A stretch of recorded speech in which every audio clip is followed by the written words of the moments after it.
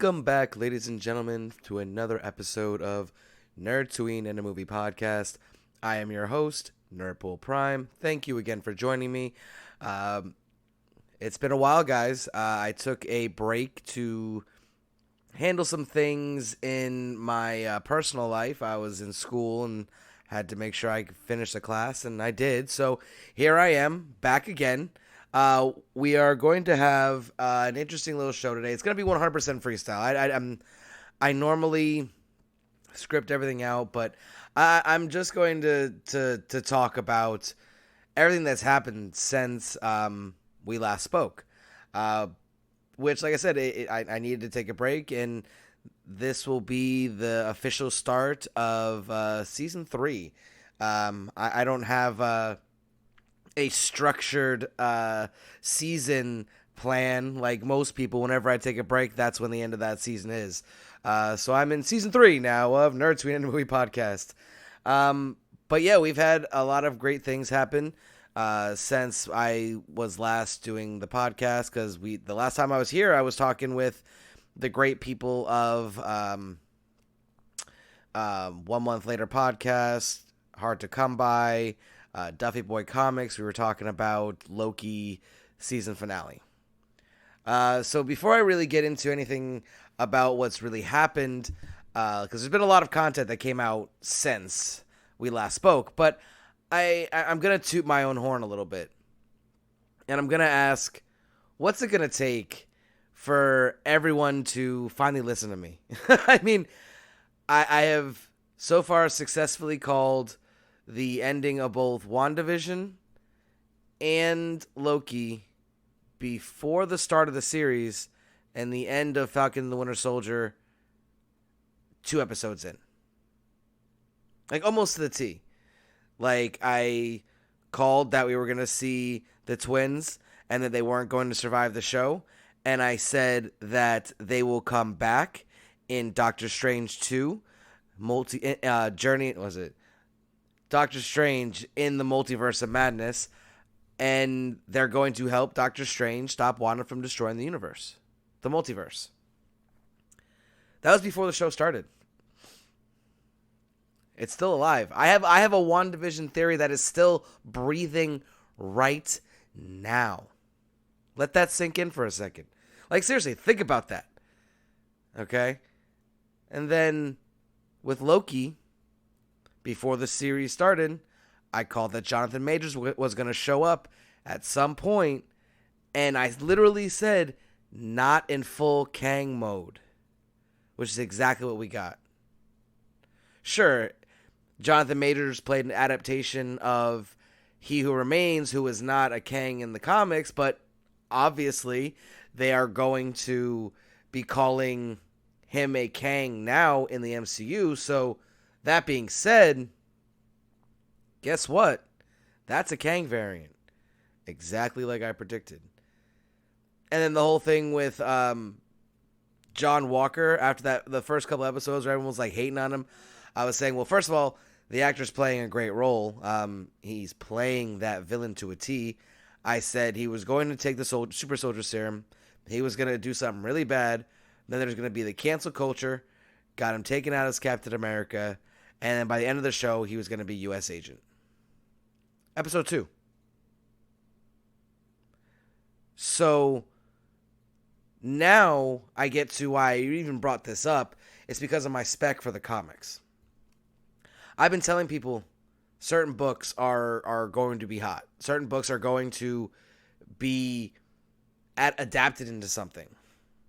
Like one book, since I started reading it, Nocterra, I've said from the start that book is perfect for an adaptation. And as of today, I heard Bleeding Cool, the website, is reporting the rumor that they're heavily in works to create a Nocterra movie or series. They basically said they wouldn't say it was a leak or a confirmed report, only that it was a rumor, but their source is vetted and they trust it.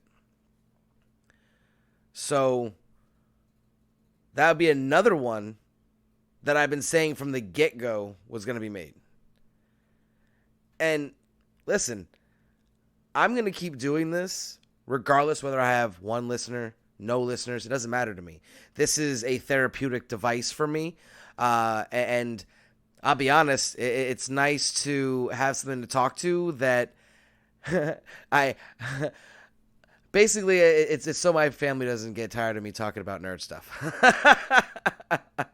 But like I said, the reason why I say that is because I'm trying to help. Like, sure, it might get me some attention, or it might get me some clout, or whatever you want to call it. But if I'm telling you to look into something, it's not because I'm getting a kickback, or I'm gonna profit off it, which I might. I can't lie. I mean, I sell comics on Whatnot, so I can't sit here and say that if I tell you to get a book, it might not profit me as well. But if it profits me, it's because I believe in it.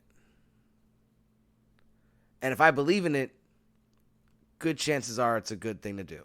Good investment. I mean, I continuously get books before the hot 10 people drop them. But I just hope that anyone who's listening, well, if you're listening, comment and tell me what you think. And it's just really nice to have the ability to say my theories and say my spec and all that stuff, and have people actually respond to it. So please let me know your feedback. If you think I'm wrong about Nocterra, you think I'm off base on any of the other predictions or spec that I have had, because I've got quite a few books that I feel are about to blow up, and people seem to be sleeping on them. So I feel like Eve is a book that has a really good shot. Duffy Boy Comics has been trying to tell everyone about Wind for a long time, and now I'm hearing rumors that is like full go for a adaptation. So, I mean, not for nothing, you could profit off of our insight as well. But it's understandable that people don't trust in me yet, because, I mean, I haven't even hit a year yet of doing this podcast, and I'm already on season 3. Yeah, that's a good one. But we have a good community, and I feel like maybe enough people will listen, and we'll be able to start doing big things, even more big things, to further push the brand, the Nerdtooine brand, if you will. But yeah, and with the community and the way that it is, I talked about it on previous shows. The nerds won. We did. We won. Think about that for a second. Normal people are watching comic book movies and buying comic books. Think about that. Most people who listen to my podcast are either readers or collectors, or at least fans of the medium.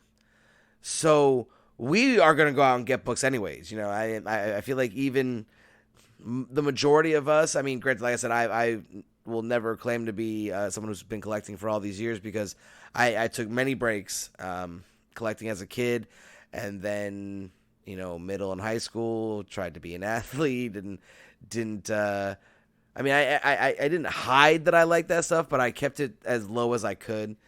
I mean,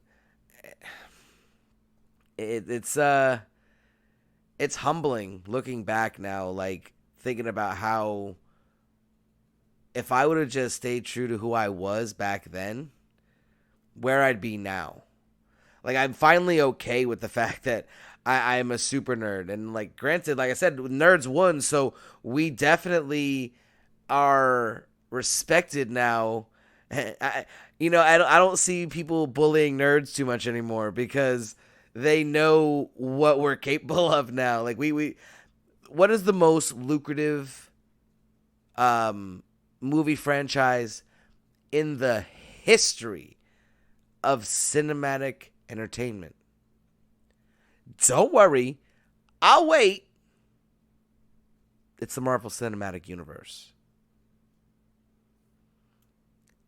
We won. Okay? So let's all take advantage of the amazing situation that we're in. We get to be at the forefront of some of the most lucrative and amazing content ever. Like, anyone who's around my age, and I'm in my 30s, we remember a time when there wasn't a new Marvel movie every year. We remember a time when there were 3, well, technically 4, but we don't talk about the Christmas special, Star Wars movies available. And now we have a prequel trilogy, a sequel trilogy, and you can have your reservations about the sequel trilogy. I do, but it's still Star Wars content. The Mandalorian, soon the Book of Boba Fett, the Clone Wars animated series, the Bad Batch. I mean, just the amount. What If, Titans, Suicide Squad. I mean, do you like think about all of the things that we have now, and even with COVID messing it up for us for the past year, and now delaying further some of our some of the movies we wanted to see, such as Venom being delayed. It was supposed to come out in September, now it's coming out in October. Or the whole thing with Black Widow and Scarlett Johansson suing Disney. I mean, it's even with all of that negativity, it's still unbelievably a great time to be a nerd. It is. And with that, I'm going to go ahead and take my first break. Stay tuned. I'm going to give my reviews / thoughts on a couple of the new properties that have come out. Only cinematic. I'm still way behind on my reading. Like I said, I just finished up my class, and as my good friend Hard to Come By would say, I have no class anymore. So I'm going to pick up some books and start reading again, hopefully soon here. But we got a lot to talk about. I'm going to more than likely have another group discussion like we did with that Loki show. I'm hoping next weekend maybe. It was supposed to be this weekend, but let's be honest. There's a lot of stuff going on with a lot of people. So the people I associate with are all busy because they're either talented or are doing great things. So that's a good thing, and I'm okay with that. But I'm going to talk briefly about Masters of the Universe. I'm going to talk about Suicide Squad, Black Widow, Bad Batch a little bit, I guess. I'm gonna hop, skip, and a jump and do like a catch-up review of all the new content that I've watched. So take a quick break, and I'll see you back in a second. This episode of Nerdtooine and Movie Podcast is sponsored by Duffy Boys Comics. Go check them out on Whatnot to get your new comic book needs. Grab a bundle and get your chance to win an incentive ratio. I win all the time. You want to be like me? Get some great comics for free? Follow Duffy Boys Comics. Welcome back. Thank you for listening past my horrible commercial. But yeah, seriously though, go follow Duffy Boys Comics on Whatnot. Definitely follow me on Whatnot as well, because we all have great, hard to come by as well. We have some great content, great books available all the time. But I digress. So the first thing I'm going to talk about is Masters of the Universe. Now, if you haven't watched the Netflix original Masters of the Universe by Kevin Smith, you're going to want to back out now. No hard feelings. I'm just a little curious as to why you haven't watched it yet, because most of my fan base, it's right up their alley. So first and foremost, had one of the most talented voice acting cast, it was just phenomenal. Sarah Michelle Gellar, the legendary Mark Hamill, Kevin Conroy, just to name a few. And that, like, literally, just to name a few, there are, like, that whole cast from top to bottom is just absolutely, like, amazing. But what I really want to say about Masters of the Universe is Kevin Smith, how the hell did you have the balls to not only make a He-Man show that didn't, a Masters of the Universe show that didn't have He-Man as the main character? You literally killed him once and almost or possibly killed him a second time. And Skeletor wins? Dude. I mean, wow.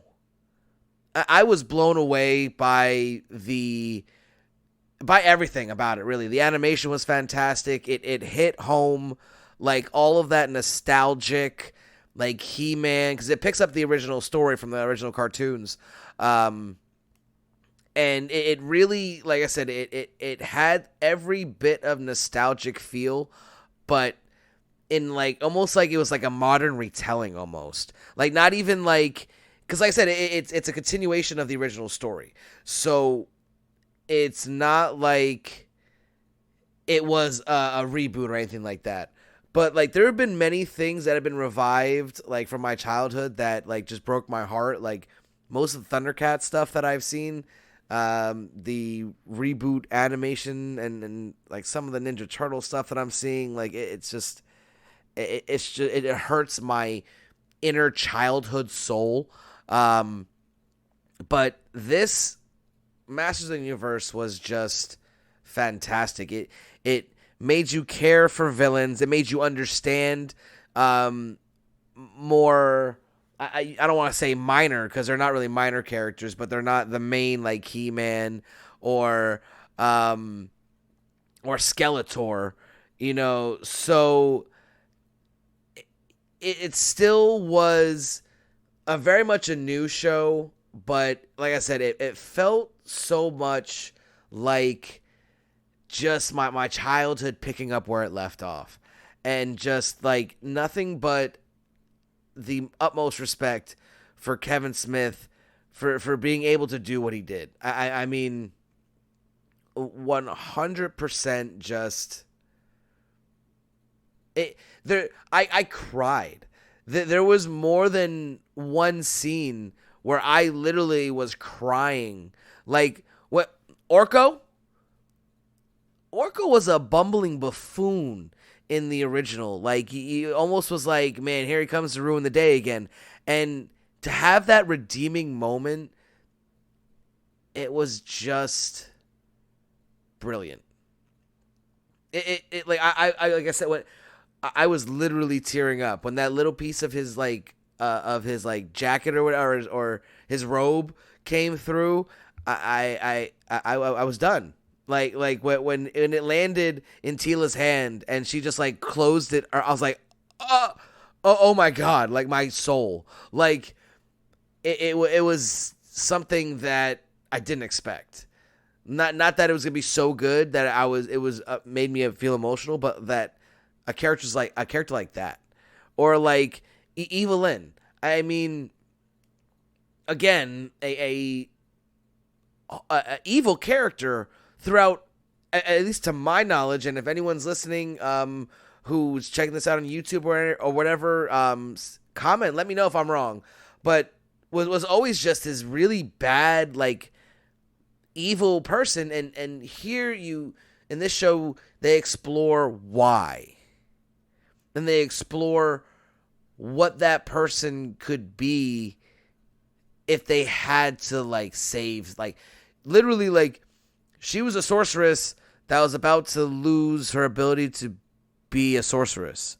So yeah, she put all her bad, evil intentions and things of that nature aside in order for her to continue to be magical, I guess. And hats off to Lena, was it Haiti? I don't know how to say her last name. the chick from Guardians, Game of Thrones, Cersei, for just knocking that out the park. Absolutely out the park. And then, of course, we have to talk about the legend himself, Mark Hamill. Hamill? Tomato. Just bravo, man. Like, and who am I kidding? There's a very slim to none chance that not even just him, like anyone in his general vicinity of people he associates with is ever going to hear this. But man, when I think Mark has done everything that I expect, like his take on Skeletor is very impressive. Now, as many of you know, I do a very, very good Joker impression from the 90s animated series. And I tell you what, Skeletor's, that voice is very much maybe on the same wavelength, but it's a very distinct voice. And it's one that I don't know if I'm able to master. It's impressive. And then you have just some great fight scenes and just so much amazing content in that show. And now we have to wait for the next season to come out on this huge cliffhanger. And Kevin Smith definitely knows how to reel you in and just keep you in. It's not often that I'm blown away. Like, I literally watched the first season up to the very. I had to go to sleep because I had work the next morning. I had put it off. I was like, okay, yeah, it's out. I know I'm gonna like it, so I don't have to rush to watch it. And then I randomly was trying to box up and ship out some comics, and I was like, let me put it on in the background. I didn't box any comics that night. I watched the first 4 episodes straight through, and I ended up finishing it the next day. And then watching it almost immediately again right after. It was just an absolute revelation. You see what I did there? Masters of the Universe Revelations is definitely a Nerdtooine favorite. Nerdtooine approved. Nerdtooine everything. It was just absolutely amazing. And I'm just so excited to see what Kevin Smith does moving forward in the next season. So I'm going to take another quick break so that we can move on to the next topic. When I get back, we're going to talk about Black Widow. Stay tuned.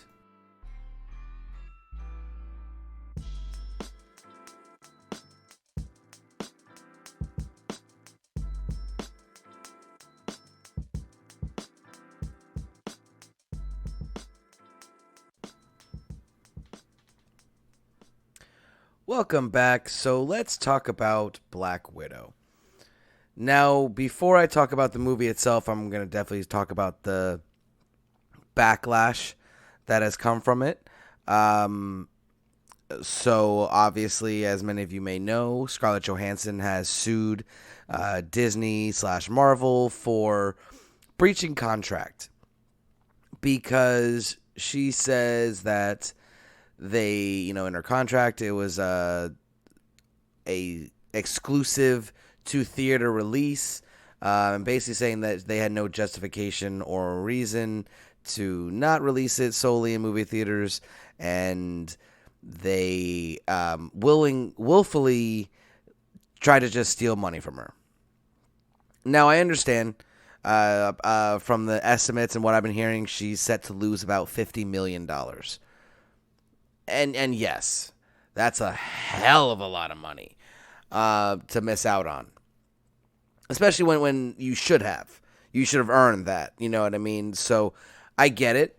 But what I have to say is, I'm sorry. But there is, let's just say, a little scenario or situation that is affecting the entire world, the COVID virus, I'm sorry. There's definitely a good reason to release it both in theaters and on Disney Plus. Now, is that a possible breach of contract? Absolutely. No questions asked.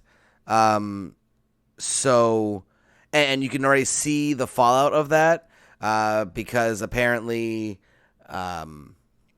what's her name? Emma Stone is also gonna sue them over the Cruella release. But the more important fallout of that is Shang-Chi will not be released on the same day on Disney Plus Premier Access. It will be an exclusive release on September 3rd, my birthday, which is pretty cool. And then later debut on Disney Plus Premier Access to avoid any possible issues like they see now with Scarlett Johansson. That being said, I feel like it's a terrible situation to be in for all parties involved, because it basically, like, I'm seeing rumors that Disney has cut all ties with her now. Like, there will never, like, that ought to, like, sealed any possible chance for returning for anything ever, even as like a memory or flashback or time travel. Not like she's done. And again, they have every right to do that. And I feel like they'll settle out of court, and like I think the easiest thing to do would be to give her a portion of the Disney Plus sales. Because I'll be honest, I did not see that movie in theaters. I bought the premiere access the day it came out and watched it in the comfort of my own home, and it was absolutely glorious. I mean, like the ability to watch a new release like that from my home was nothing short of, oh man, I felt like an insider. Like, I felt like Disney was like, here you go, you can watch this in your house. I mean, yeah, I had to pay for it, but whatever. I mean, I can literally turn it on and watch it right now again. You know what I mean? Like, I'm definitely getting my money's value out of it. So it was great. And well, I'll talk about this later when I talk about Suicide Squad. I did go see Suicide Squad in theaters after already watching it twice from my house for free. Now, would I have gone and seen Suicide Squad after paying for it? I definitely believe so, because Suicide Squad was amazing. I said we'll talk about that a little bit later. But it was, I didn't feel the need to go see Black Widow in theaters.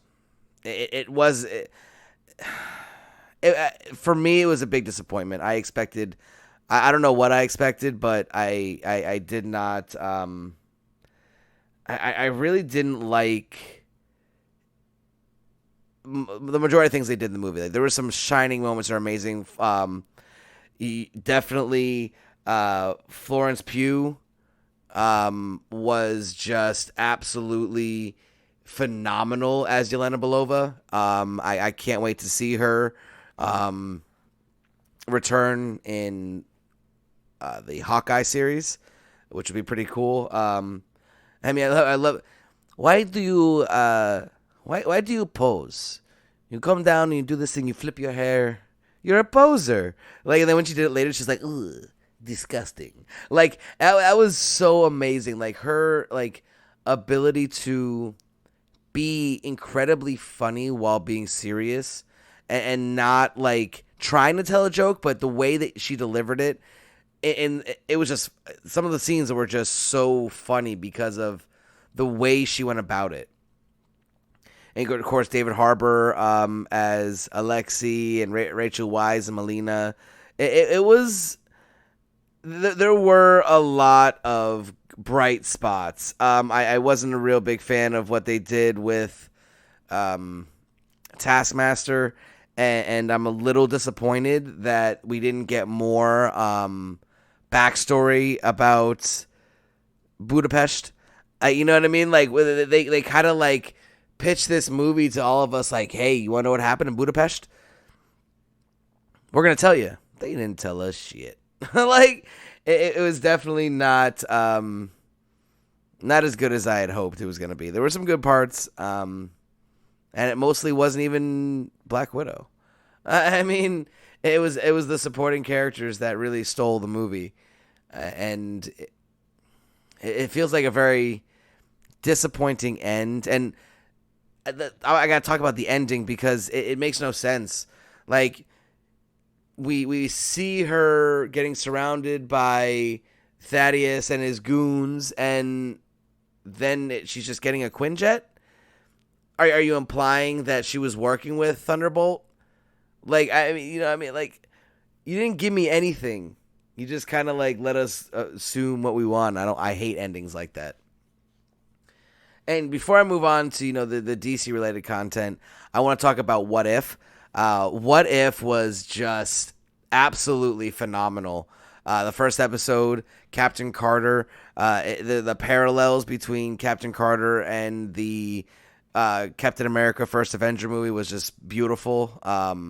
And there is a confirmed report. I don't think Marvel's officially like said it, but the rumor is that Haley Atwell is going to be Captain Carter in Doctor Strange 2. And in Loki, we saw what looked like a Peggy Carter getting escorted into the TVA. So I definitely think that because the TVA is basically doing Kang's bidding and screwing up the multiverse, that she was able to finally realize that. I think like that was, I would say, I bet you Peggy Carter is one of the more pruned people in the MCU before the TVA changed.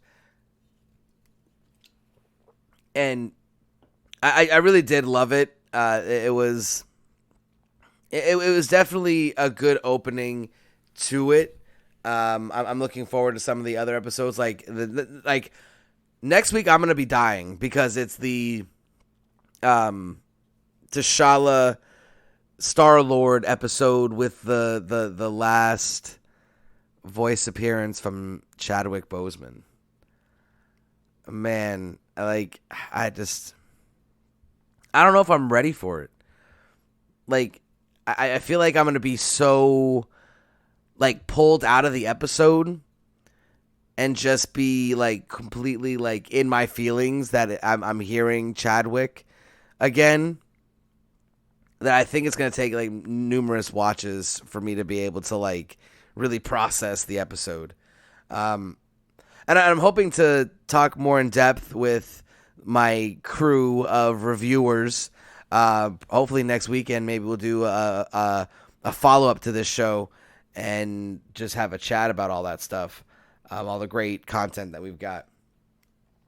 But so that's going to be it for my Marvel content here. Oh, actually, like I didn't talk about this in the Loki finale episode. The ending of WandaVision and Loki sync up.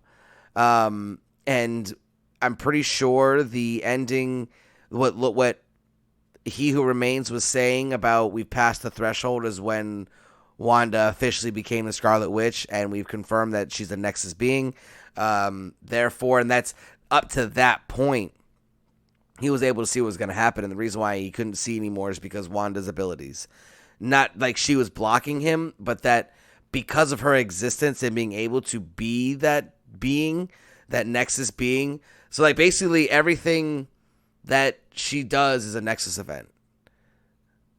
Like Nexus beings, ones who can just transverse the different multiverses. So that's probably what it really means. But I feel like they chose Nexus being and Nexus event in this capacity to sync that up. But I wanted to just throw that little Salt Bay topping on the Marvel content right there. So we're going to take another quick break, and then we're going to come back and talk about all the DC content that's coming out and why DC should start doing more of it. Stay tuned.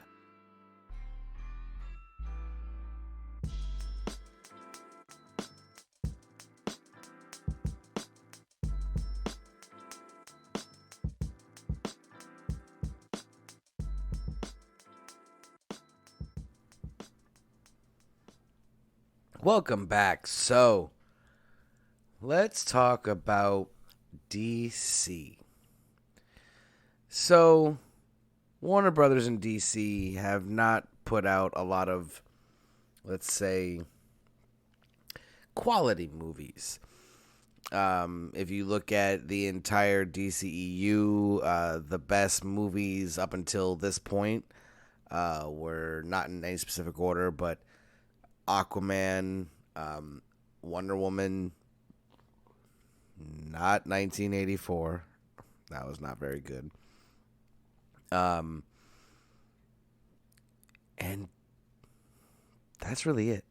I mean, and sure, the extended edition of Batman vs. Superman was better.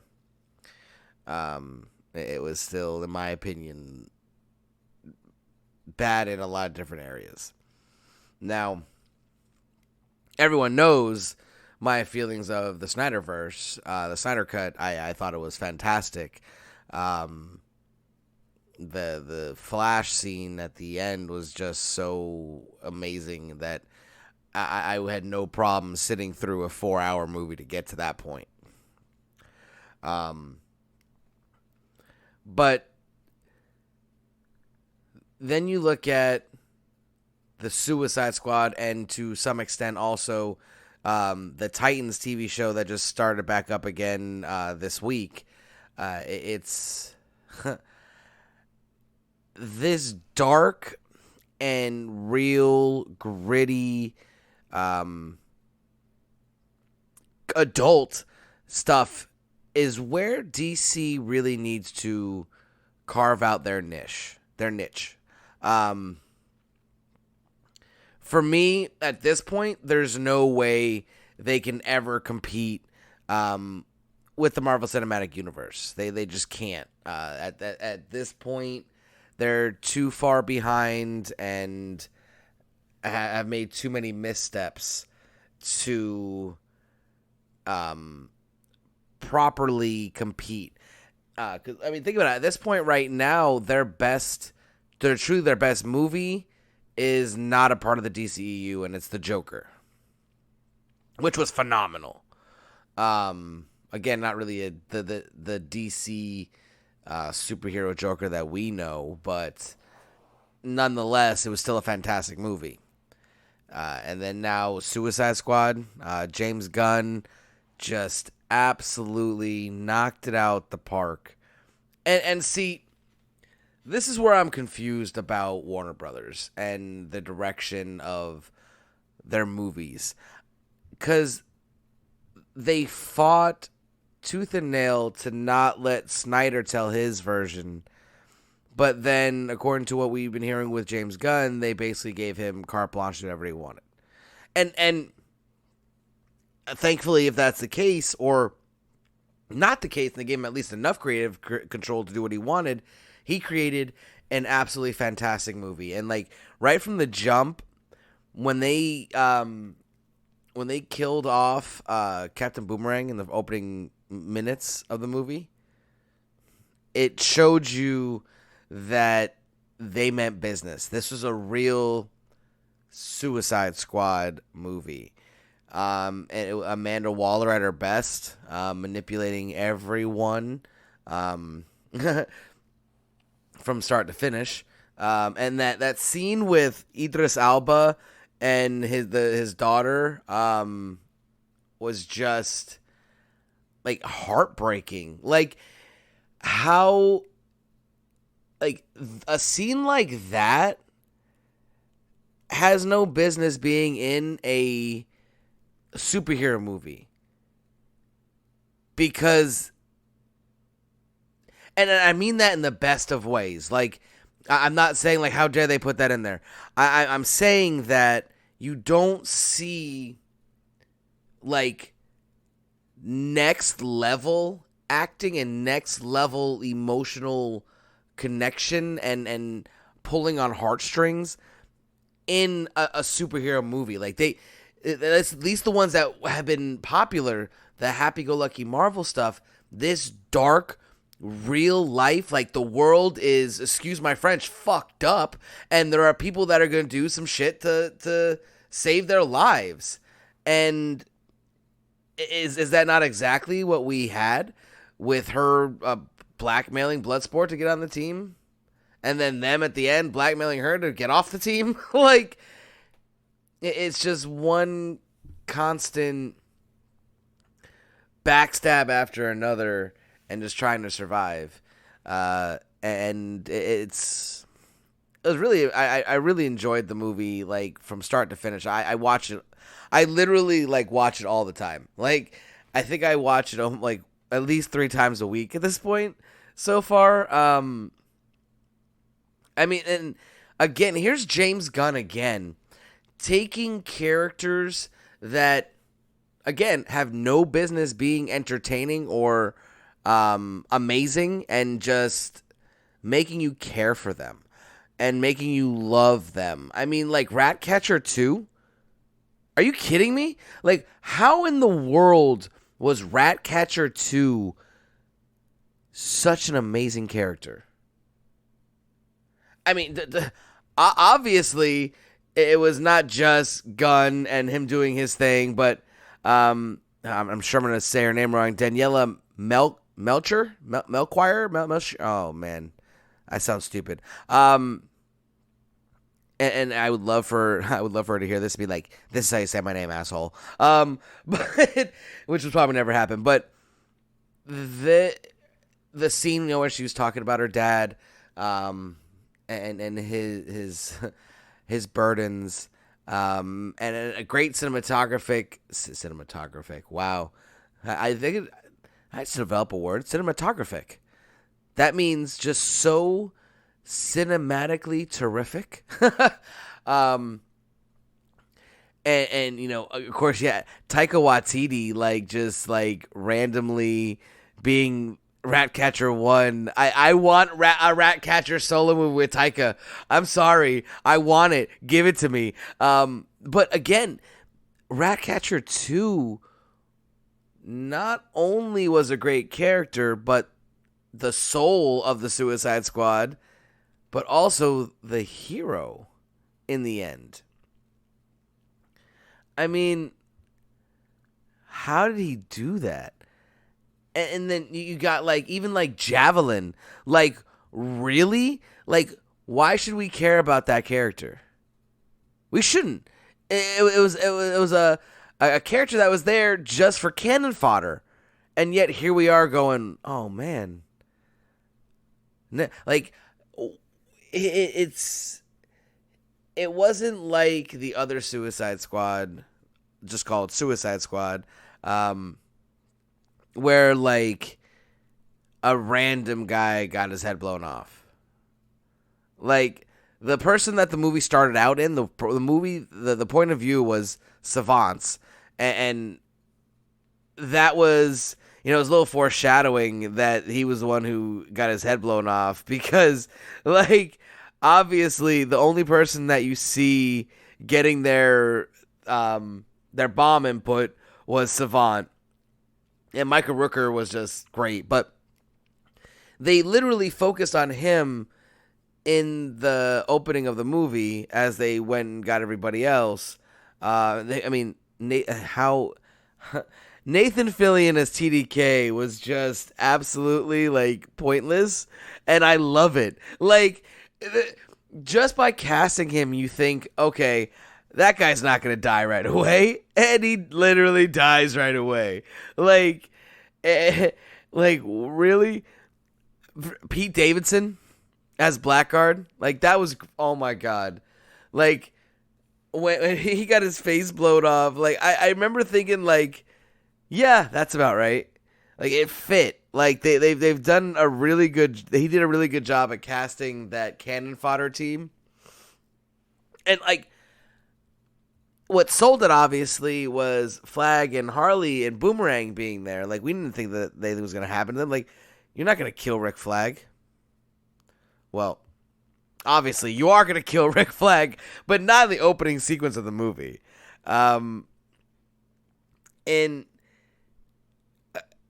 So for me, it's easy to make a movie of established like heroes, because there will be a certain group of people that will support it no matter what.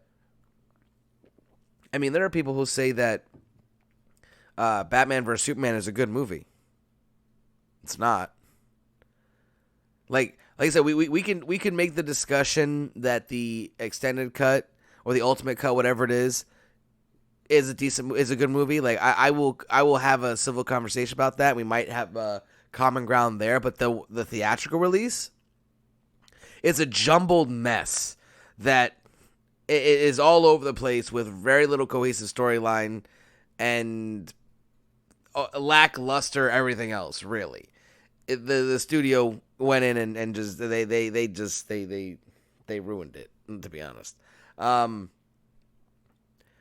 But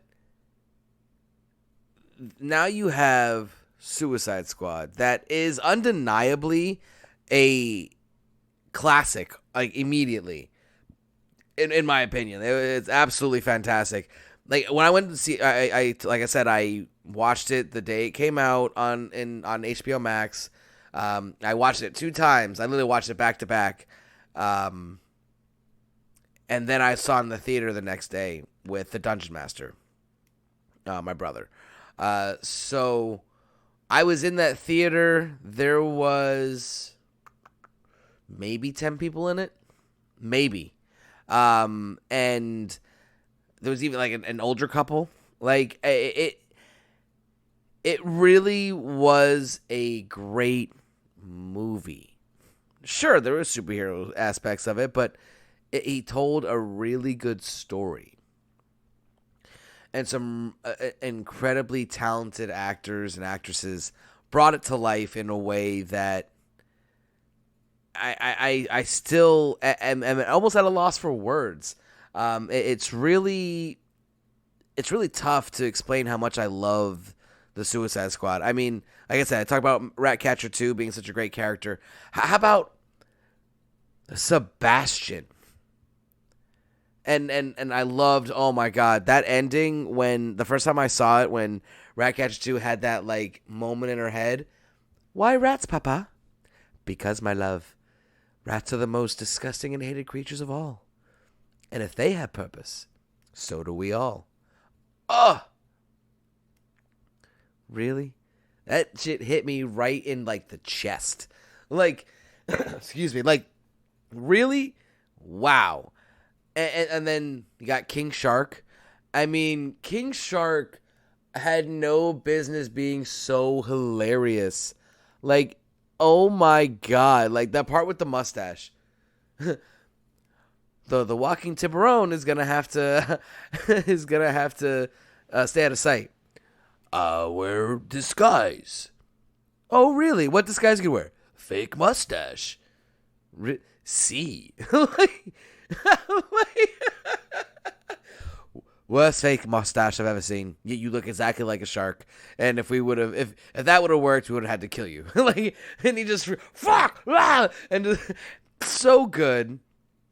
And you know, is a very powerful character. And see, and there's a couple of times where you thought he was gonna die, like, because Gunn set up in the beginning of the movie that anyone could die, and at that point, I don't think, because when he fell out of the top of Jotunheim,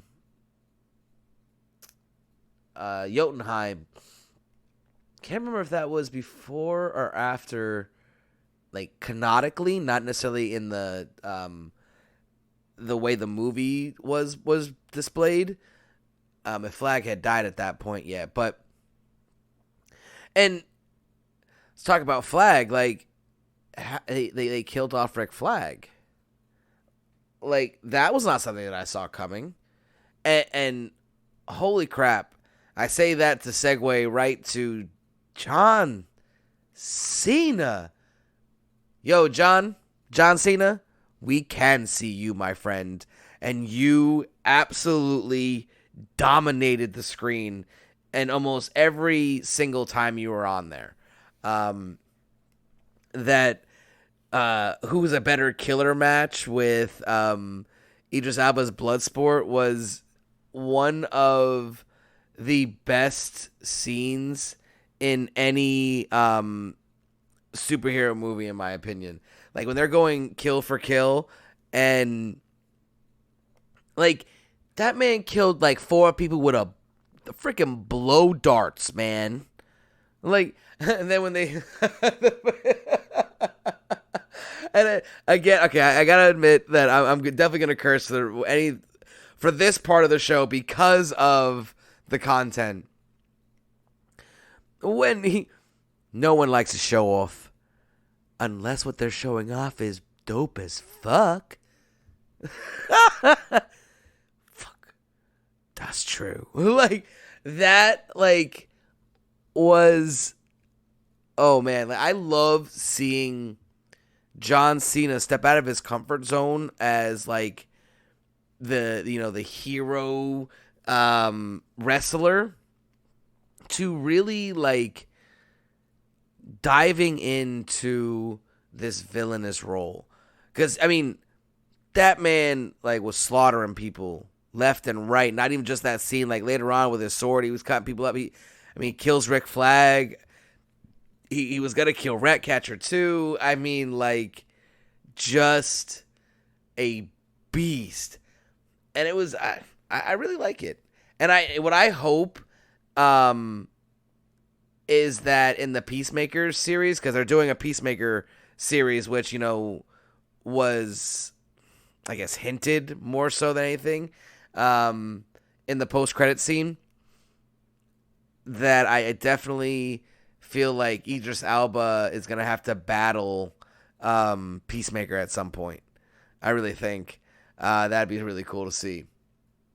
But, so I say all of this, and I praise it. I mean, like, think about also, like, Starro, the way he did the mind control and the voices, like, the people who were speaking, like, it was undeniably creepy. And then even at the last second, I was happy floating in space looking at the stars. Like, yo, this thing literally just like killed a whole city. Hold on, killed a whole city. He killed something more. He killed Polka Dot Man. Polka Dot again. There's another one. Here we are again. I'm bringing up another character, Polka Dot Man, that has no business being so freaking amazing.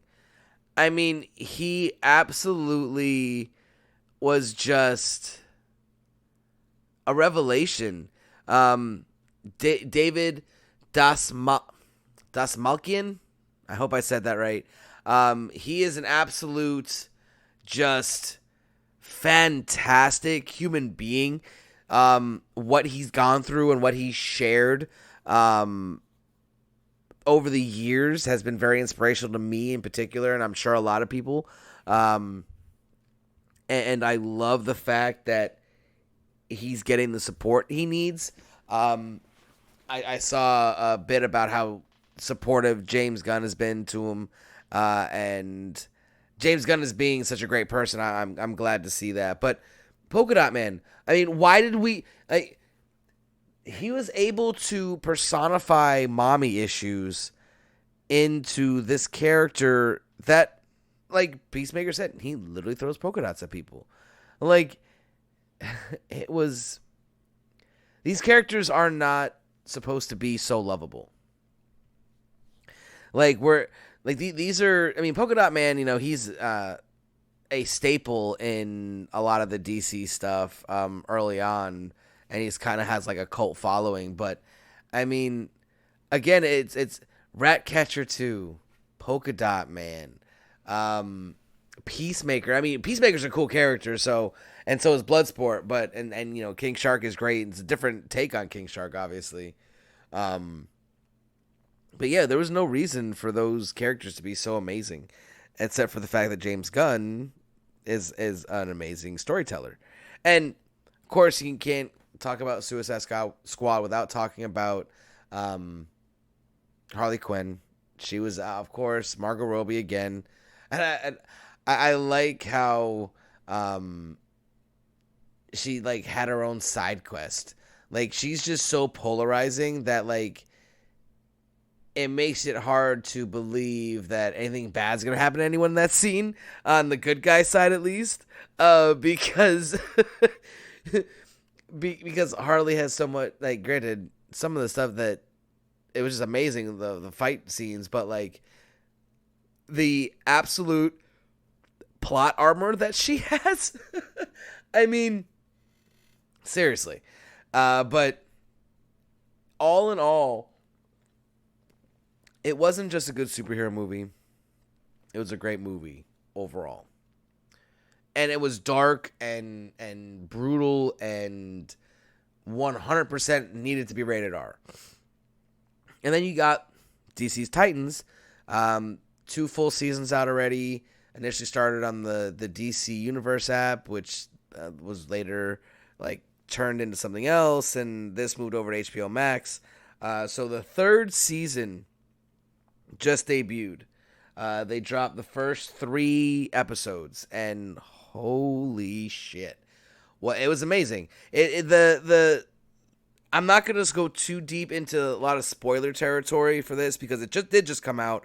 I think yesterday or only a few days. And I'm gonna give a little bit more time for it to sink in. 3 episodes, not just 1. So, I'm not gonna give away too many things, but it's another dark take and almost a more real life take on these dark DC characters. I mean, think about Bruce Wayne as a character, like, and take a step back for a second to, think about how, I'm Batman. Like, take a second to stop thinking if it was anybody else with the incessant need to endanger young children, to be, as they said in the show, a sidearm for them. It was great to see multiple characters calling out Bruce for the fucked up shit he does, because while Batman means well, he is not only a master detective, but also a master manipulator. And he definitely deserves a lot of the things that was said to him in the episodes. But what I love about this, it's like a new take on one of the most famous storylines in all of DC, and maybe even in comic book history, really. It's the Under the Red Hood. We unfortunately, one thing I will say about the episode, the new season is, I 100% hated that Joker laugh. I was not a fan. I definitely think I might be biased because, I 100% can do a better one. So maybe that's why. But yeah, I was not a fan of that.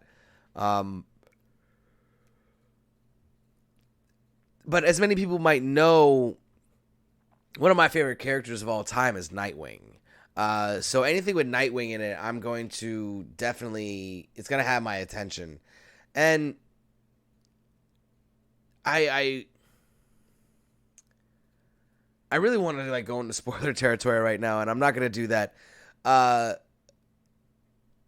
It was the first 3 episodes were just perfect. You couldn't, episode 1, you could have definitely had that as just a 1 episode, then wait next week. But to do it like they did, it was like almost like the start of the movie. Like, I know it's a TV show, but like I look at it as entertainment. So break it down to a movie, it's like the first act of a movie. And it was good to have the first 3 episodes that way. And some like very surprising things happened. And some things that there's a lot of backlash already because of something that happened in it. And like I said, I'm not going to get too far into the spoiler territory because I don't think it's right to do that at this time. Even though by the time this releases, it'll probably be 48 hours. But that's going to be a topic for a later day. But this is the position that DC needs to go with. Because Titans and the Suicide Squad are very much rated R and for mature audiences. That is the lane they need to stay in. Not because I think they're not allowed to make fun, happy movies, but because they can dominate that part of the consumer base. Because like really, besides the main DCU, for me the best DC content in a long time is the Joker, the Suicide Squad, and the Titans. Now, you can make a case for the Arrowverse, but the Arrowverse, I always had an issue with a lot of the way they did things because they were handcuffed for a while and couldn't use certain characters because they were being planned to be used in movies and this and that. Now, they did resolve that issue with the Infinite Crisis storyline, which, again, I'll give them props for that. That was a ballsy take, but it was Flash and, the Arrowverse, they're kind of corny. I don't think you can take them seriously. In many cases, like the Flash is fun. I like Grant Gustin. Like, I'm gonna be honest right now. Where I'm at, it's almost 3:00 in the morning. I'm trying to get this episode done, so I will admit I'm fading fast. But again, like I said, so DC really needs to stay in this dark adult style content because right now Marvel doesn't have that. So DC can put their flag in that Mount Everest of the dark content and really maybe compete. I don't think you can, beat Marvel at this point because they're just, they own everything. I mean, I don't think there's much of a shot. So why not carve your own lane? And before I go, I want to say one more thing about James Gunn. James Gunn takes characters like the Guardians of the Galaxy, Rocket Raccoon, Groot, Drax, then Suicide Squad, like we mentioned with Polka Dot Man and Ratcatcher 2, and hell, Sebastian. He takes these characters that may be obscure or not as popular, and he makes these amazing movies. Can we give him a team? Wow, I'm about to die. Can we give him a team or a property that everyone loves and just watch it be one of the greatest movies of all time? I want James Gunn X-Men. That's what I want. That would be amazing. Or maybe like what about James Gunn Titans? That'd be pretty cool. But either way, this is part of the reason why I don't freestyle episodes, because I tend to go all over the place. I think I did a fairly decent job keeping everything succinct as much as possible, and I appreciate you listening. But that's going to wrap it up for this Welcome Back episode. I hope everyone had a great free comic book day. When this episode releases, it'll be yesterday. I know I had fun. It was definitely a great experience. It's been a long time since I did a new comic book day like that. I'm not really big on crowds and stuff, but I did what I had to do. I had to get that Slaughterhouse. Let's see. I got the Slaughterhouse. I got both the Star Wars, and I got, what else did I get? Venom and Spider-Man, Avengers, Stray Dogs. Yeah, so if you made this far in the episode, over an hour in, do me a favor to leave a comment and let me know what you picked up on Free Comic Book Day, and what do you think about certain retailers holding back the hot titles in order to sell them later to make a profit. That would be a great little chat that we could definitely have. So for everyone on Planet Nerdtooine, which is, me and my dog, I guess, my Wookiee, Lopaka. Thank you again for joining me. If you like the content, or if you want to see more, go ahead and check out my other videos. I've done interviews with some really great creators, Marvel artists, Star Wars artists, independent comic creators, other super nerds. Yeah, it's been a fun ride so far. We're just moving on to bigger and better. We're gonna keep bringing you great content every week. Back again Sundays, following up my Whatnot shows. And if you like your comics, definitely go follow me on Whatnot, Nerdtooine on the Whatnot app, selling comics every single Friday. Every single Saturday. Saturday, 5 p.m. Eastern Standard Time. I'm real close to my giveaways. Again, I just gave away a Berserker 1 in 50 today for my 350 follower giveaway. I'm going to be having another giveaway at 450 and then again at 500. So definitely give me a follow on Whatnot. Like I said, if you like the content, like, share, subscribe, do all of that great algorithm stuff, because the algorithm does not like a lot of people. So help it like me so everyone can get the great content you did. Until next time, stay nerdy, my friends. This is Nerdtooine Prime. Wow, Nerdpool Prime, signing off.